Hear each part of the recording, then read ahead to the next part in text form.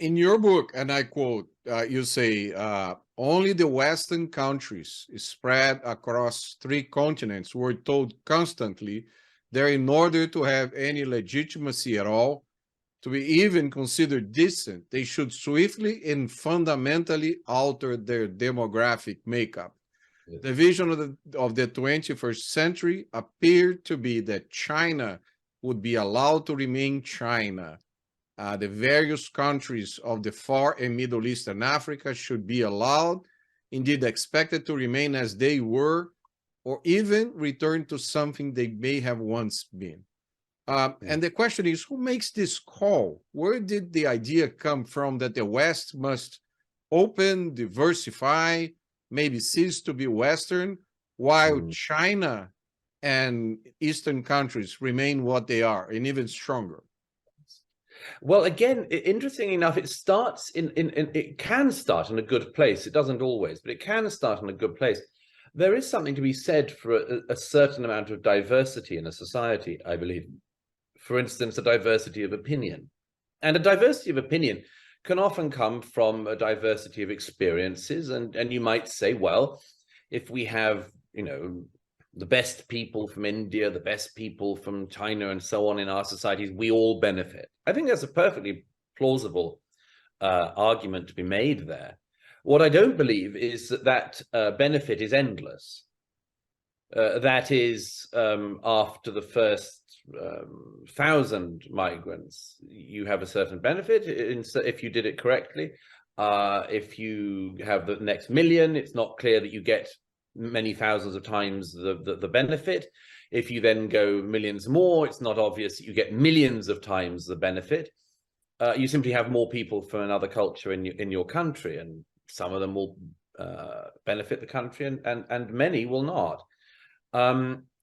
So the sort of the diversity idea starts in a relatively good place, but as I say, swiftly goes off the tracks because because of what I just described, that you have this phenomenon that it's just not an endlessly giving attribute. However, Western societies have massively transformed, particularly European societies, in our own lifetimes, and have become, as I say, effectively United Nations melting pots. And one of the consequences of that is that people have to say things like diversity is our strength. Almost all politicians in the West now say this. Almost all church leaders and others say this. The Archbishop of Canterbury, the head of the Church of England, said this again recently: diversity is our strength.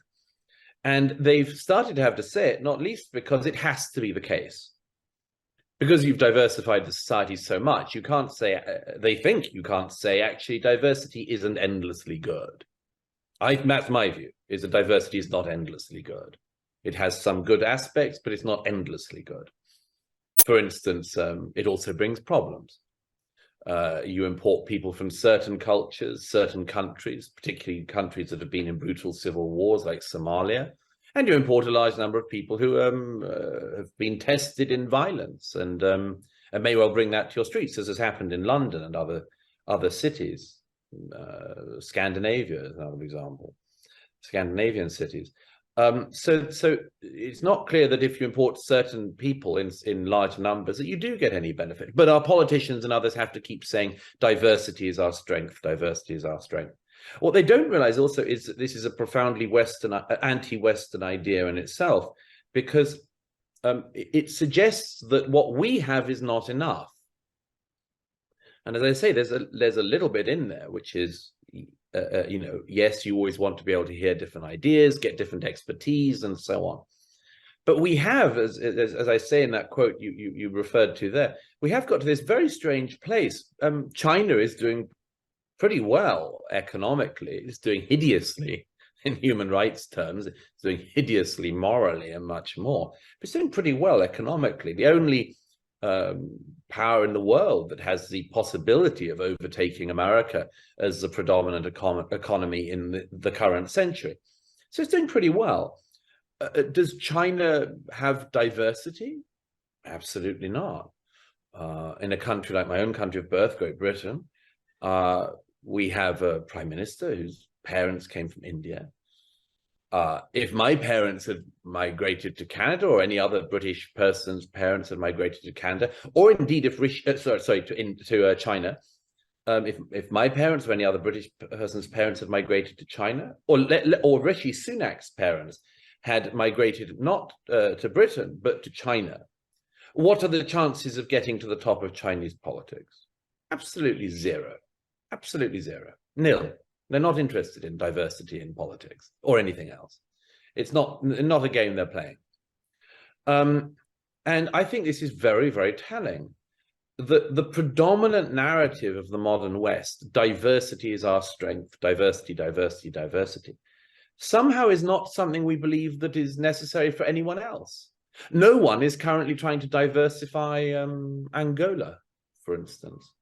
Nobody is arguing that Bhutan doesn't have enough diversity and we must throw in quite a lot of Australians, say, to bring it some diversity. The argument is ridiculous if you state it like that, but it is so much ingrained in the modern West that it's sort of heretical even to question it. Of course it's our strength.